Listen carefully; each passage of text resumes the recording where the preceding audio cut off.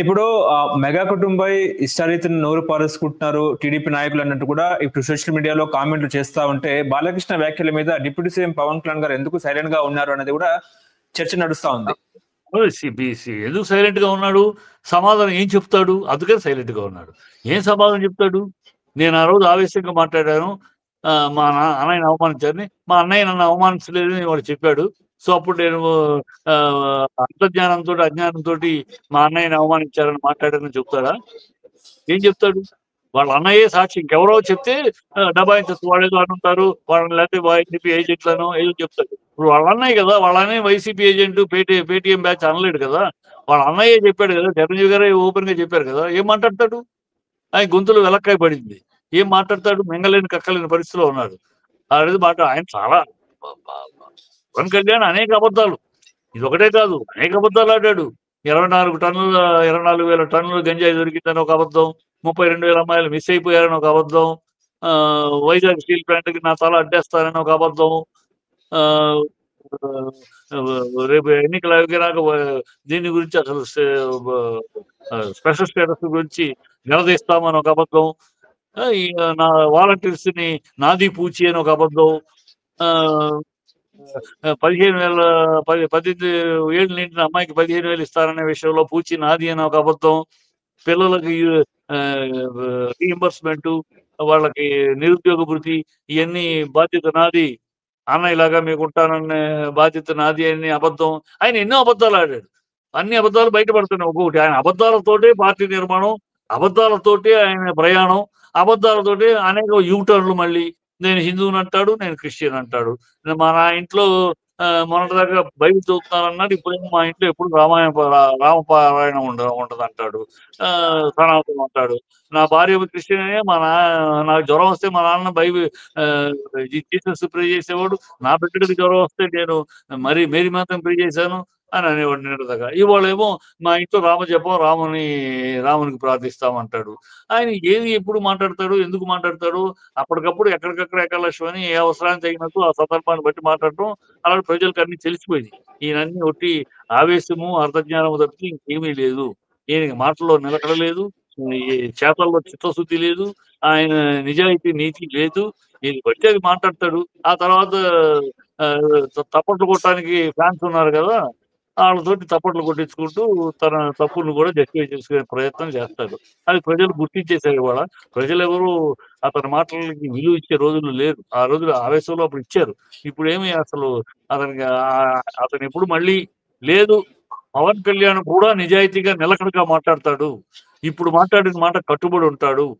ఇప్పుడు అడుగుతున్నారు ప్రజలు, 12 ఏళ్లుగా ఆయన పార్టీ పెట్టిన 13 ఏళ్లుగా ఇప్పటికి ఒక్క విషయం, ఆయన చెప్పిన మాట కట్టుబడి ఉన్నాడు ఈ 13 ఏళ్ళు అని ఒక్క విషయం చెప్పమానండి. ప్రశ్నిస్తాను అన్న ప్రశ్న కానుంచి నిన్నటి ప్రశ్న దాకా, చెత్త తీయడానికి గవర్నమెంట్ దగ్గర డబ్బులు లేవు నేను అన్న పాయింట్ దాకా ఆయన ఒక్క మాటకి జీవితంలో ఆయన చెప్పిన మాట కట్టుబడి ఉన్నాడు. ఇంతవరకు ప్రశ్నించిన ప్రశ్నకి నిలబడి ఉన్నాడా? ఒక్కటి చెప్పమానండి. ఒక్కటి ప్రజలు అదే అడుగుతున్నారు. ఏదయ్యా బాబు 12 ఏళ్ళుగా ఎన్ని మాట్లాడాడు, దేనికి కట్టుబడి ఉన్నాడు ఏంటయ్యా?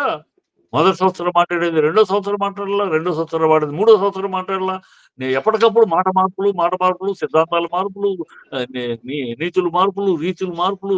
ఏం మనిషి, ఏం రాజకీయం ఇది అని ప్రజలు విస్తుపోతున్నారు. అలా చెప్పమానండి. ఆ ఫ్యాన్స్ ముందు చెప్పానండి. మా ఆయన మా హీరో, మా దేవుడు ఈ 12 ఏళ్లలో ఇదిగో ఈ మాట అన్నాడండి, ఈ మాటకి ఇప్పటికీ కట్టుబడి ఉన్నాడండి. ఒక్క మాట చెప్పాను, చెప్పలేరు.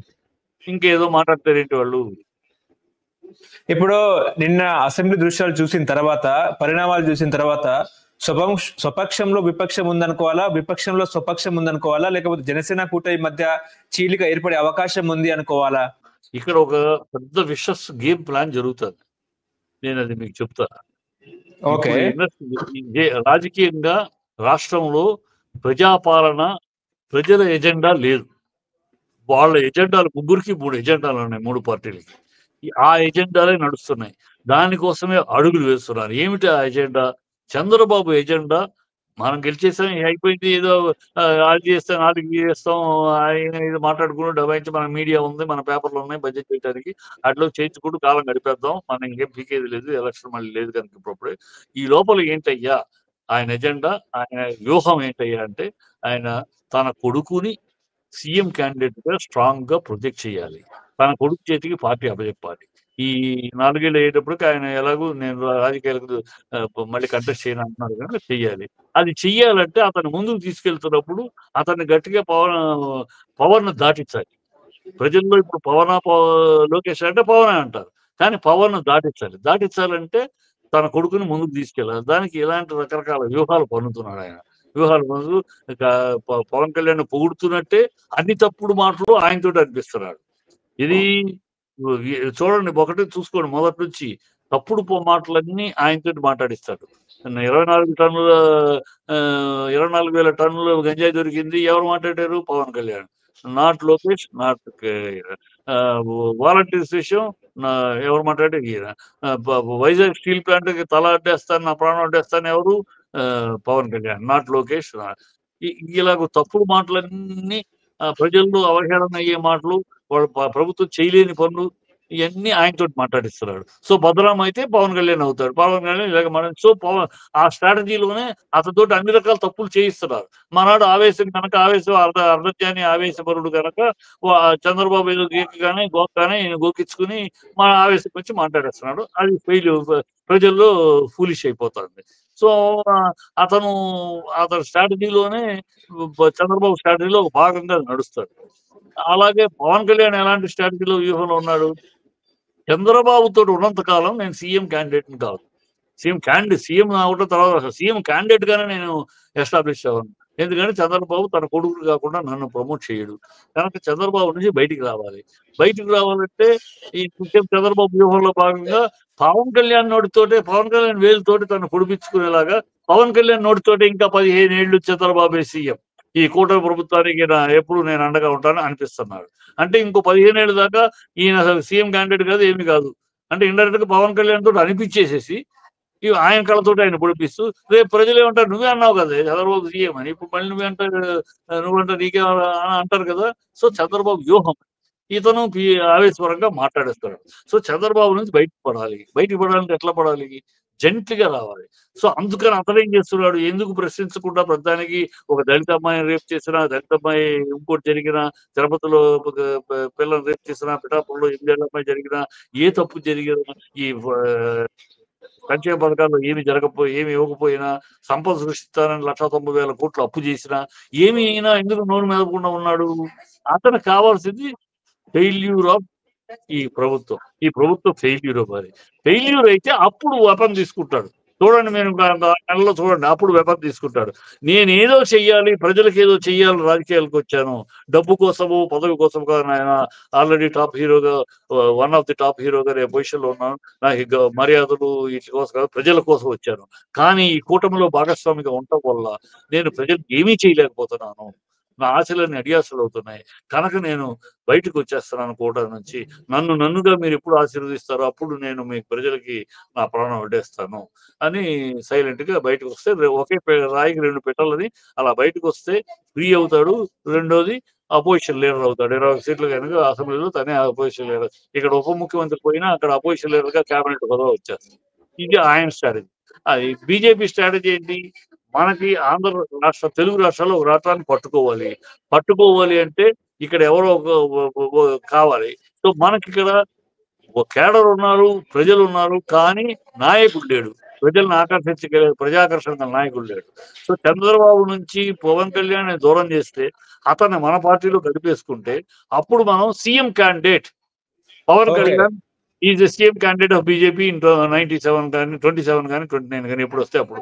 అది వాళ్ళ స్ట్రాటజీ. అప్పుడు ఏం చెప్పొచ్చు, పవన్ కళ్యాణ్‌కి అంటే మోడీ గారికి ఇష్టం. సో, మోడీ, పవన్ కళ్యాణ్ కాపు ఓట్లు. ఫస్ట్ టైమ్ కాపు సీఎం అవుతాడు. ఈ కాయిన్ మీద మన రాష్ట్రాన్ని క్యాప్చర్ చేయొచ్చు వాళ్ళ స్కీమ్. ఈ 3 స్కీముల్లోనే అడుగులు వేస్తున్నారు వీళ్ళు. వీళ్ళు ప్రజల కోసం, ప్రజల విషయం మాట్లాడి, ఈ ప్రజల విషయాలన్నింటినీ మీడియాకి అప్పచెప్పేశారు. వాళ్ళ మీడియాకి, వాళ్ళ పేపర్‌కి భజన చేయడానికి. వీళ్ళు చేసే తప్పుల్ని కప్పిపుస్తూ ఎంతసేపు జగను, జగను, జగను అని జగన్ జపం చేయటం తప్పితే ప్రజల జపం మానేశారు. జగన్ జపం చేయటం, జగన్ మీద తోసేస్తూ బతికేయటం, జగన్ పేరు చెప్తూ బతికేయటం, వీళ్ళ తప్పులన్నిటి కూడా జగన్ పేరు మీద ఇలా ట్రై చేస్తారా? ప్రజలు ఇయన్నీ గమనిస్తున్నారు. వీళ్ళ డ్రామా అంతా ప్రజలు గమనిస్తున్నారు. ప్రజలు చూస్తారు. ఖచ్చితంగా తగిన శాస్త్రి, తగిన బుద్ధి. ప్రజలు అమాయకులు కాదు. డ్రామాకు ఒకసారి పడతారు. ఒకసారి మీ అబద్ధాలకు పడతారు. ఒకసారి మీ డ్రామాకు పడతారు. పర్మనెంట్ గా మీ డ్రామాలకి, అబద్ధాలకి, మీ మీడియా మేనేజ్మెంట్ కి పడిపోతారు అనుకుంటే పొరపాటు. హలో, తెలుగు రాజ్యం ఛానల్ చూస్తున్నారా? సామాజిక, రాజకీయ, జీవన చిత్రణే తెలుగు రాజ్యం. అతిశయోక్తులు, అసత్యాలు ఉండవు. రాజకీయ కోణం కాదు, ప్రజా కోణమే కొలబద్ద.